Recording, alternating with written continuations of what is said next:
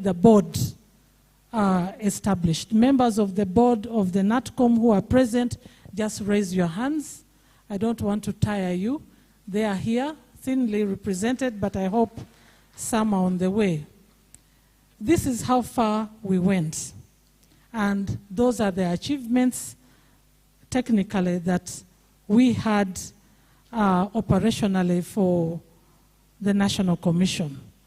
But at the international level, I would like to share with you that Uganda has been on the UNESCO board, executive board.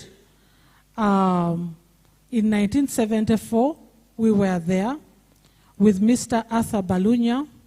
In 1998 and 2005, with Professor Eriabu Lugujo, who is also the board chair. Professor, you could just wave to the people. I know they will see you later. In 2013 again, we were elected to the executive board of UNESCO, and we had the late Dr. Eric Edroma, and later on, none other than Dr. Alan Birabi over here represented us very well. In 2009, ladies and gentlemen, we formed what we call the East African National Commission's capacity building program. And Uganda served as secretariat for 10 years. And we hosted the first meeting in Uganda. And under our leadership, we managed to do a round of 6 program capacity building activities for our East African SGs and National Commission in the area. So I think it is worth recognizing.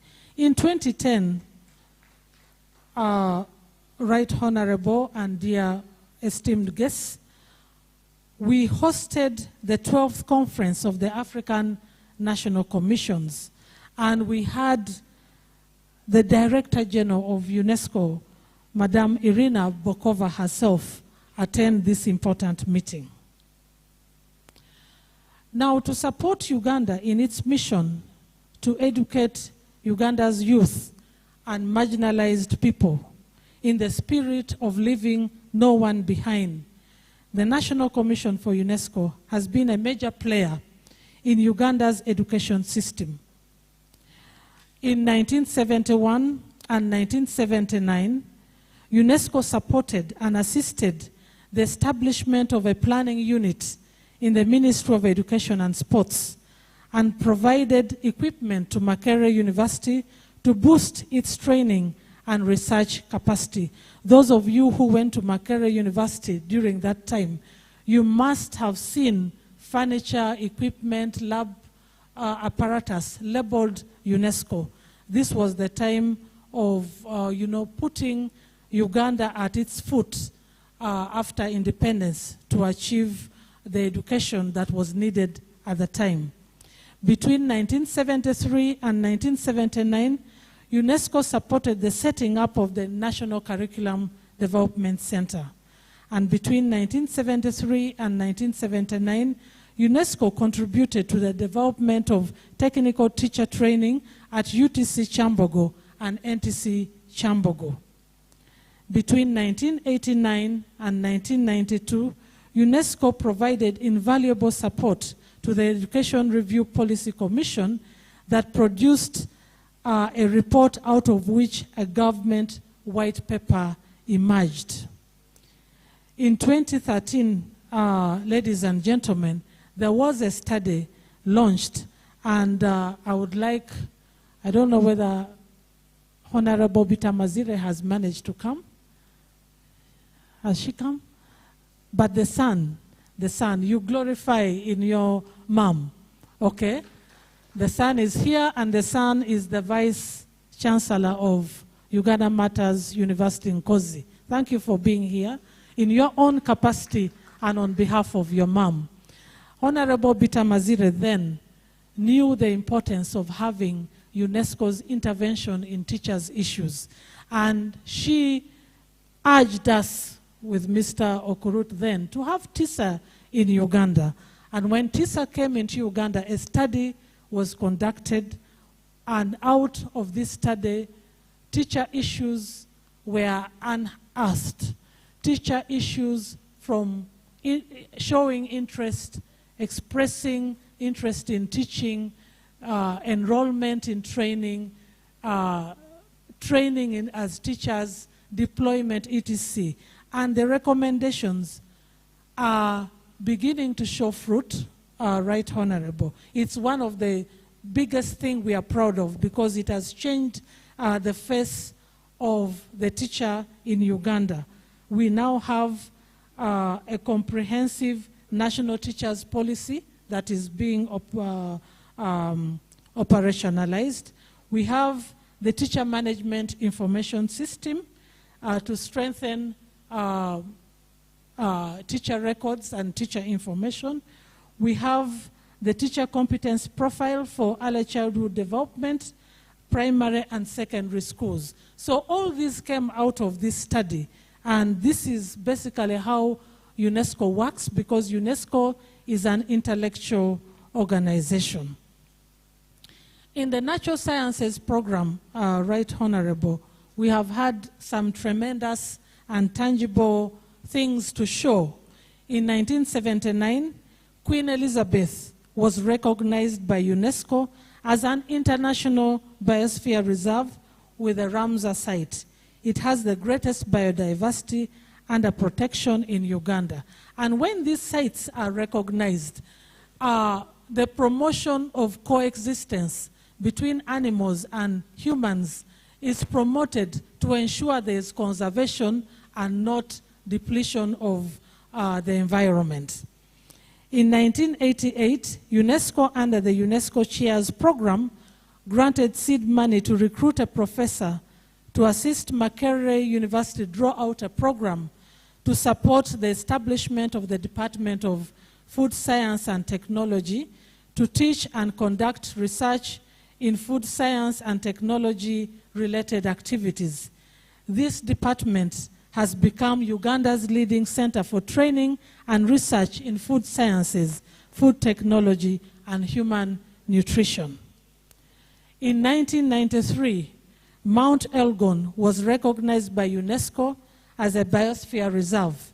At 4,000 kilometers, Mount Elgon has the world's largest volcanic base and is the oldest and largest solitary volcanic mountain in East Africa. It is the home of 300 species of birds and variety of wildlife, home to the Bagisu, the Sabinj, the marginalized Ndoboros, and the Benet tribes. And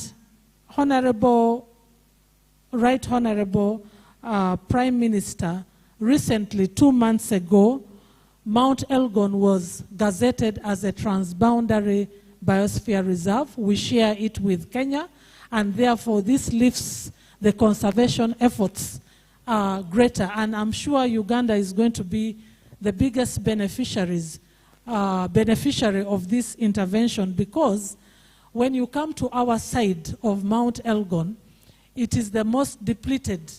We have landslides, we have fewer animals. But when you go to the other side of Kenya, all the animals, they have never had landslides. So we believe having it as a transboundary will make it conserved, and maybe these catastrophes will cease to occur.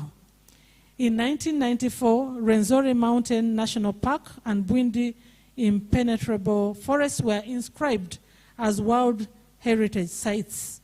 And in 1997, we had other sites on the tentative list: Bigo, Byamugenyi, Kiwiro Salt Producing Village, Intusi Man-Made Mounds and Basin, and Ngero Rocks in eastern Uganda.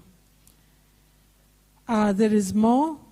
Mugahingi Gorilla National Park was put on the tentative list of World Heritage Sites, and This we hope can come soon, because I have seen Rwanda has acquired one in the recent World Heritage Convention. So we hope we can push for ours too.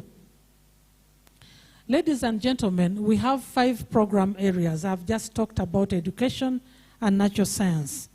Under the social and human science, between 2005 and 2019, UNESCO supported the integration of human rights and peace education in Uganda's education system for promoting the peaceful coexistence in pursuit of Uganda's commitment towards implementation of the World Programme for Human Rights.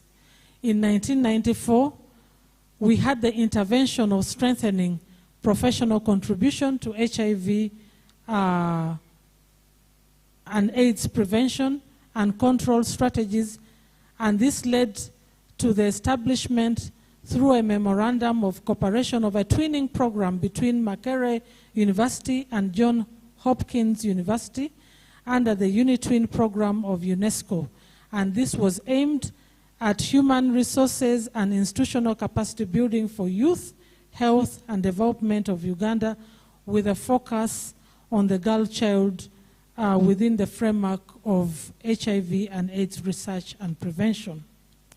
Under culture, ladies and gentlemen, Kasubi Tombs, you all know, is a World Heritage Site, and this was established in 2001. Kasubi Tombs was gutted by fire in 2010, and therefore it was put in the World Heritage Site in danger. And the National Commission since then was pushing to have some reconstruction take place and therefore remove it from the list of heritage in danger. You may have already read in your in the media that in the sitting meeting of the World Heritage Committee in Riyadh, now they are still sitting. 2 weeks ago, Kasubi Tombs was removed from the list of heritage in danger. And that makes it, we are back on track, and very soon, I'm sure, we shall not have that title. We shall have it back as our heritage site. So this has been possible because UNATCOM was involved in the planning, in the negotiation. We have Mr. Kawesi, the program officer for culture, who sat on that committee. Kawesi, this is time for you to shine. If you are not there, you will miss the shining. Then the backcloth making, Honorable, Right Honorable, you know the backcloth. I'm sure you have it among your people. The backcloth is a very unique fabric, you know. In 2008, it was put on the list of the intangible cultural heritage of humanity, because there's a lot that goes beyond just the cloth. There's a lot of heritage that we don't see. There are a lot of rituals that we don't see, but it was therefore proclaimed, and we have it as an item that is honored by UNESCO. Ladies and gentlemen, we have a program of cities, UNESCO cities, and I would like to let you know that out of the 10 cities we have, recently we got Masaka, Gulu, and Lira become UNESCO Global Network of Learning Cities. And we have 2, I don't know whether Masaka is here, but at least I met the mayor of Lira. Please stand up for recognition and shine. He's there, Honorable Atul Sam. We have Honorable Okwonga of Gulu City. These are proud mayors because they are mayors of UNESCO learning cities. They therefore become members of the global coalition of learning cities. But to add to that, we were recently in Rabat, Right Honorable, and we have formed the Alliance of African Learning Cities. So our 3 cities are pioneer members of the African Learning Cities. So thank you very much, and thank you for identifying with us. Under communication and information, we boast of community multimedia centers that were established in 1997. These facilitate communication and access to information and learning resources in rural areas. In Uganda here, ladies and gentlemen, we have Buama, we have Nakaseke, we have Kachwekano, we have Kagadi, we have Ngora, and we have Naweru. And these are functioning, and they have been able to cause learning, especially during the time of COVID. Learners would go to the library, the radios were used to broadcast lessons, and many others during COVID, during Ebola, they shared information that enhanced livelihood. Ladies and gentlemen, it is also sufficient to note that in the 60 years of our existence, we acquired a new responsibility of being secretariat to ISESCO. I don't know whether Professor Mpeza is here, but Professor Mpeza represents us on the Executive Council. Now, ISESCO, and Right Honorable, you should get interested in this one. ISESCO is the Islamic World Educational, Scientific, and Cultural Organization. And it has the same programs running as UNESCO. So it was under the wisdom of our good father, Mr. Lubanga, who said, but why should we establish another secretariat when we have the National Commission still, growing? So can you take up the mantle? And Papa said yes, and we took up the mantle, and we are secretariat, and we are achieving good milestones as secretariat of ISESCO. In all these achievements, Right Honorable guest, Third Prime Minister, the National Commission has diligently played its role of liaison, of coordinating, of negotiating, of initiating, and giving accountability to both government of Uganda and UNESCO. Those are just a few highlights. There are more of 60 years of advancing ideas that have shaped Uganda for peace and sustainable development. So going forward, 60 plus, peace and sustainable development are still an item to deal with, and it therefore makes both UNESCO and UNATCOM and ISESCO more relevant than ever before.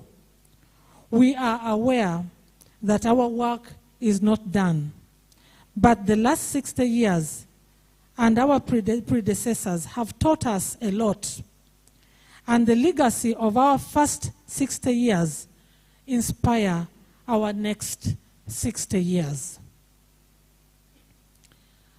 Honorable, since you are representing the fountain of honor, you are representing the president, allow me to use this very rare opportunity to tell you that we are aware that government is planning the restructure.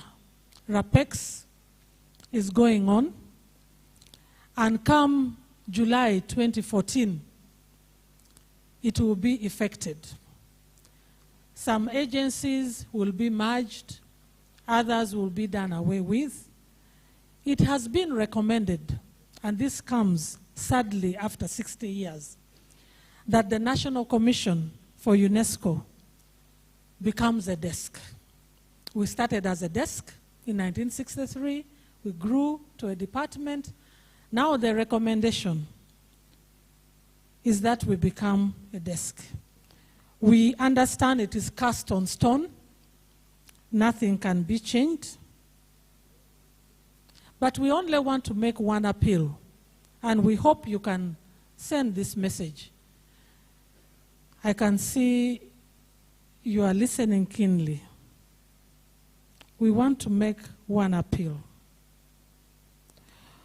We note that this is a decision, but we do not want to lose our unique identity, which is actually constitutional because it is in UNESCO's legal instruments. Set up a national commission for UNESCO. It should have a secretary general. It should have program staff and so on. So the structures we beg should remain as prescribed. If we are to remain the icon with this dual mandate, we have the national and international mandate.